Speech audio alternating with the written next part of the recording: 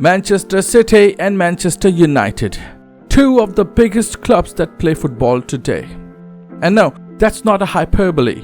These clubs define football in Manchester, one of the proudest footballing cities in England and in the world. Imagine this, between Manchester City and Manchester United, they won a total of 30 top-flight league titles.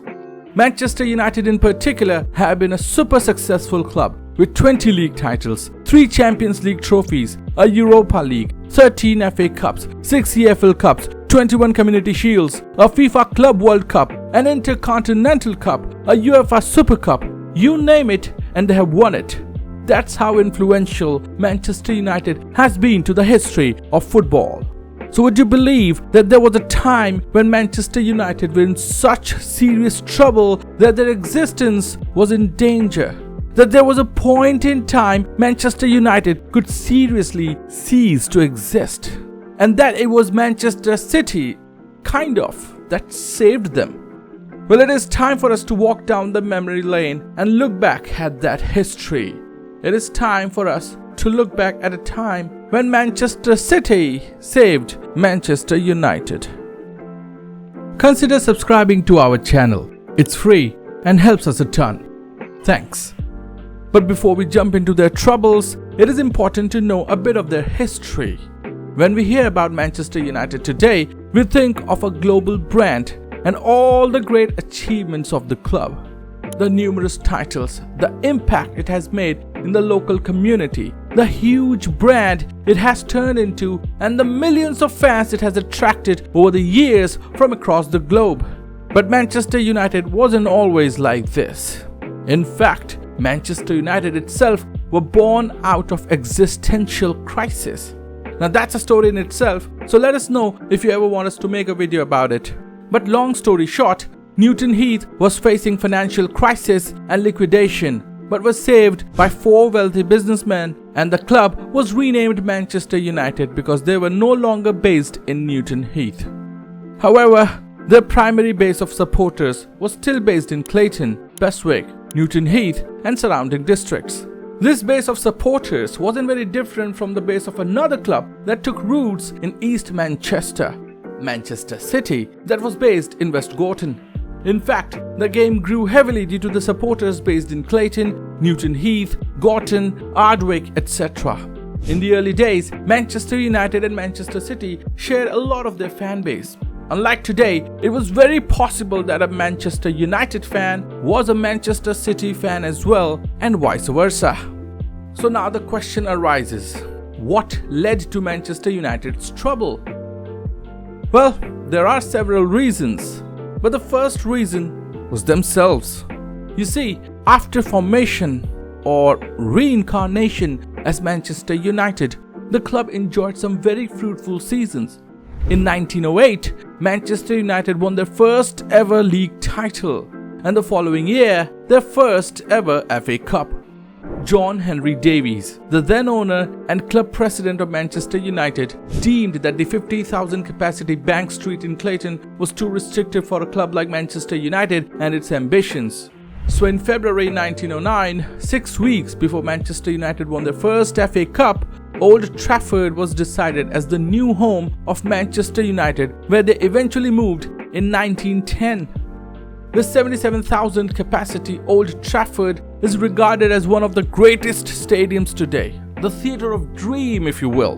But at that time, this proved to be more of a bane than boon for Manchester United.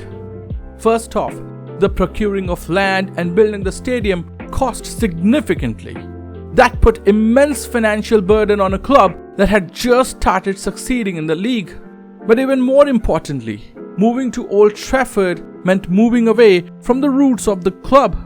They decided to move to the other side of Manchester in Old Trafford, far from their current base in Clayton. It was a daring move, and it allowed the club to build a state-of-the-art stadium, but it alienated their core fan base from Clayton and Newton Heath. Remember, we are still talking about a time when football was a working man's sport. The supporters from Clayton and Newton Heath area wouldn't have had the time to finish their shifts and then make a journey far from their home to Old Trafford to watch Manchester United games. Some of the locals at the time couldn't have had afforded the fare of the tram to go watch their team. That wasn't all. Manchester City was still based in East Manchester, which severely tested the loyalty of the Manchester United fan base from the area. With Manchester City still at Hyde Road, the workers had the choice between travelling to Old Trafford or a short walk or a quick tram ride to Hyde Road to watch Manchester City. During Davies' reign, Manchester United earned the moniker of Moneybags United and was censured by the league and the FA in 1910 for misleading financial statements. So how did this move land Manchester United in trouble? Initially, it did not. At the time, they were successful, and it meant the fans stuck around. While Manchester City reaped the benefit of Manchester United moving away, seeing their average attendance swell by around 6,000 people the season United moved, United too saw their average attendances increase slightly. However, while Manchester City were able to retain and build upon their support, United could not. It did not help that United couldn't maintain the success. By 1930, Manchester United were in the second division, and while they did pick up new fans from Trafford and Salford areas, it can be safely presumed that the number of fans from Newton Heath and Clayton had severely declined.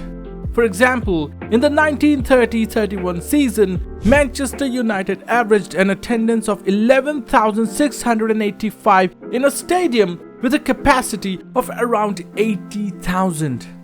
Meanwhile, East Mancunians were about to lose their other club soon.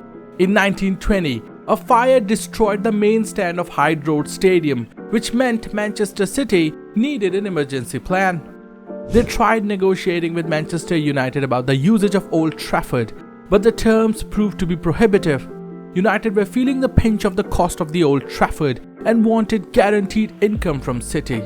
City declined, maintaining, quote, "It wasn't the ground that attracted the supporters, it was the team," end quote, which had some truth to it as many City games were sellouts. Eventually, in 1922, in a watershed moment, Manchester City decided to move away from Hyde Road ground as they felt it had no more room for expansion. 2 sites in Bellevue were suggested, but neither were deemed sufficient. Eventually, City decided to move to Moss Side, to their newly constructed stadium, Main Road, that could hold up to 85,000 spectators. The move was finalized in 1923.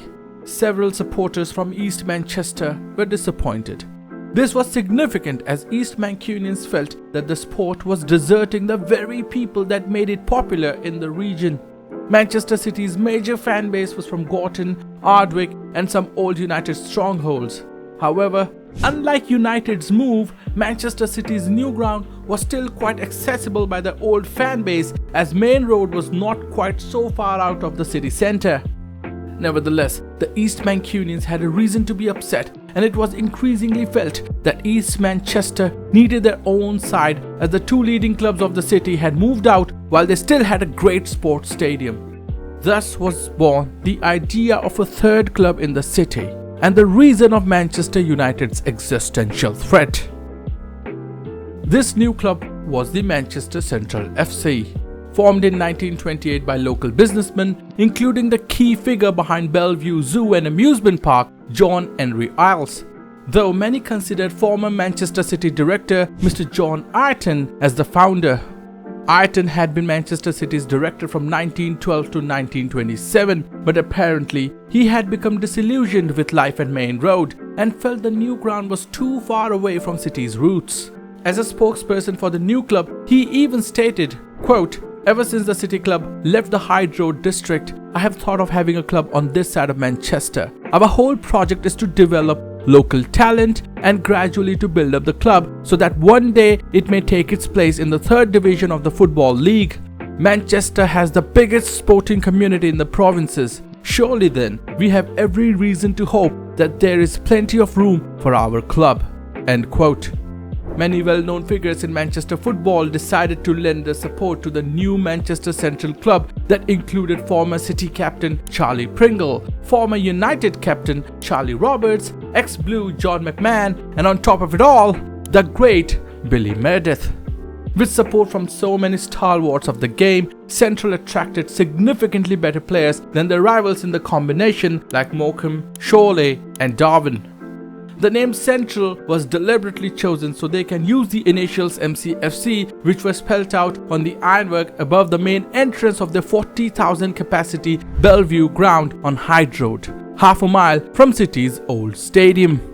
Central's match program was printed by the same company that printed City's program, and its style, coloring and content was remarkably similar to the Blues. Some would even say that they wanted to emulate their more successful neighbours or even usurp them. Nevertheless, Central decided to adopt a kit that was different from both Manchester City and United. East Mancunians were very enthusiastic about this new club, and even beyond Manchester, many wanted Central to succeed. Buoyed by the groundswell of support, Central ended their first season in the now defunct Lancashire combination in the 7th place out of 20. A successful first season convinced the club to apply to join the Football League. Central recognized that with wealthy businessmen and former players backing them, and with the vast population of East Manchester supporting them, they had much to offer. Meanwhile, they were constantly showing that they belonged in the Football League on the field, finishing second in the 1929-30 Lancashire combination season, just a point behind Lancaster, and even made it to the FA Cup third round proper. Due to being able to attract quality players, they even fielded a reserve team. Such was the growth of the club. However, the club's growth was affecting the two Manchester clubs, City and United, specifically United. How, you ask? As we told earlier, the 20s were not kind to Manchester United. Dwindling attendances, strained finances and poor performances were a recipe for disaster. In 1927, Manchester United's long-standing chairman John Henry Davies passed, and in just another 4 years, Manchester United were in financial dire straits. Now don't get me wrong, both the Manchester clubs saw the effect of Central's rise. For example, in the 1927-28 season, Manchester City averaged an attendance of 37,468. By the 1930-31 season, their average attendances had dropped by 11,000 to 26,849. But this was nowhere as bad as Manchester United, who averaged 11,685 this season. This season also saw United get relegated to the second division. On 24th October 1931, just before the announcement that Central wanted to join the Football League, United's home match was attended by just 6,694 people, which was still better than their opening league game at home on 2nd September when only 3,507 people showed up. At the beginning, it was believed that Manchester Central were going to damage City, but if anything, Central joining the league would have damaged Manchester United the most. So Central launched their bid to join the Football League in 1929, but failed to gain enough votes. They applied again in 1930, but yet again failed to garner enough votes. For the 1931-32 season, they bid again, only to come fourth and yet again missing out on a place in the Football League. This season, they also decided to play in the Cheshire County League instead of the Lancashire combination, and it felt that yet again the hopes of joining the Football League were dashed. However, they were handed a lease on life when Wigan Borough decided to resign from the Division 3 North. Central immediately offered to take over their fixtures. In fact, they had a lot of support. In the Daily Dispatch, a well-known journalist adjutant said, quote, "Manchester Central potentially are not merely a second division but a first division club of the future. There should be room in Manchester for 3 league clubs, and after all, Bellevue is a long way from Main Road and longer still from Old Trafford." End quote. Another highly respected journalist, Ivan Sharp of the Sunday Chronicle, stated, quote, "A third club in Manchester would not damage the city at all, seriously. It would build up football interest. I don't like the way Manchester is slipping back in football. Where are those 30,000 football followers who used to assemble at Old Trafford? The odd 25,000 are missing. It is time something was done about it." End quote. Despite all the support from media and the local population of Manchester, the decision to admit Manchester Central ultimately laid with the member clubs of the Football League themselves.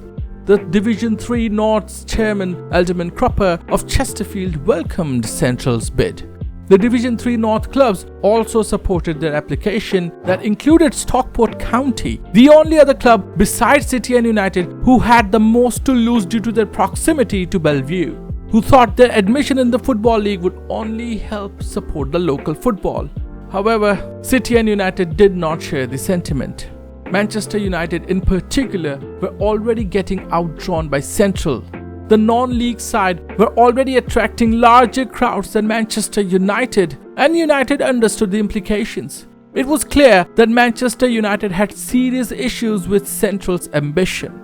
However, it was understood that Manchester City, the club in a stronger position of the two, had more leverage with the league than United. Now, modern fans may not get it, but Manchester City and United were very much amicable and cooperative at the time, even if they were rivals on the pitch. So on 27th October, Manchester City, on behalf of both clubs, lodged a formal complaint. The complaint highlighted that attendance was declining at both Manchester clubs, especially at Old Trafford, largely due to the industrial depression. The full members at the time had more rights than the Division 3 clubs. Upon learning about United's plight, the league promptly rejected Central's bid to join. The reaction from the local press and supporters that included United and City supporters was one of disbelief and disappointment. They were appalled at both City and United. Manchester Central chairman George Hardman said, quote, "We think there ought to be league football in the Bellevue area, where there are 440,000 people within 2 miles and 1 million people within 4 miles. This is surely enough for 2 league clubs in a place like Manchester. There seems to be a sad lack of enterprise so far as league football is concerned." End quote. It seemed Hardman in his statement deliberately ignored United when he said 2 clubs because he knew that it was the threat to United that decided Central's fate. Ivan Sharp maintained the Reds were a dying club, and he seemed to imply that Central would ultimately replace the Reds. He said, quote, "In view of Manchester United's sorry position, I certainly think Manchester Central should have been admitted, but the league do not go over the heads of their members." End quote. Nomad wrote in the Evening Chronicle, quote, "Keen disappointment is expressed that Manchester is not to have a third football league club, especially as there is a splendid 45,000 ground available at Bellevue, and that Manchester United are so signally failing to keep Manchester on the football map." End quote. The consequences of the decision to reject Central's bid were far-reaching, as Central folded in a year's time. They knew that as long as United was struggling and City and United maintained a close relationship, their path to the league would always be blocked. Now, nobody can say for certain what would have happened if Central had been admitted into the league, but it stands to reason that United were in such perilous position at the time that they would have been the club to be folded. Central had a lot of financial backing, a big stadium in Bellevue, and a lot of support in the east of Manchester, and it was probable that they would have earned promotion to the first division in the 30s itself. In fact, there is a case to be made that there was a possibility that Central would have overtaken City by the 60s and 70s instead of United. But it all now falls under what ifs, because we'll never know what would have happened if Manchester City hadn't decided to help United that day. Thank you for watching. Like if you liked it, share if you find it worthy, and subscribe for more content like this. This is Salty Football.